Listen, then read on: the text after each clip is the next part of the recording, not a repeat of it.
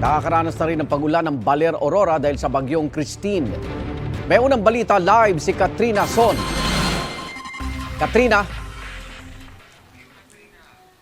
Igan, simula nga kahapon ay pinagbawal na ang anumang tourism activities dito sa Baler Aurora. Kasama na nga riyan ang kilalang ginagawa dito na pagsusurf at maging ang paliligo sa dagat. Nakataas na ngayon ang blue alert status sa probinsya ng Aurora.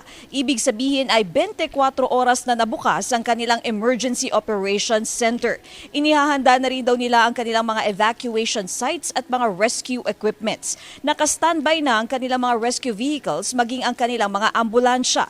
Pinagbawalan na rin kahapon ang mga mangingisdang manghuli sa dagat.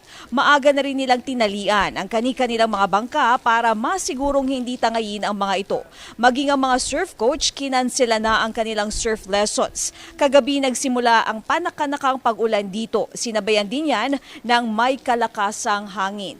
Igan, sa mga oras naman na ito ay makulimlim na nga ang panahon ngayon dito at sinasabayan din yan ng may kalakasang hangin na may panakanakang pag-ulan simula pa nga yan kagabi. Igan? Katrina, may preemptive evacuation na ba dyan sa Baler? Igan, sa mga oras na ito ay wala pang preemptive evacuation na ipinapatupad dito nga sa Baler. Gayunpaman, kahapon pa nakahanda ang kanilang mga evacuation sites sakaling kakailanganin mag-preemptive evacuation. Igan? May pinalabas na bang babala tungkol sa storm surge sa lugar?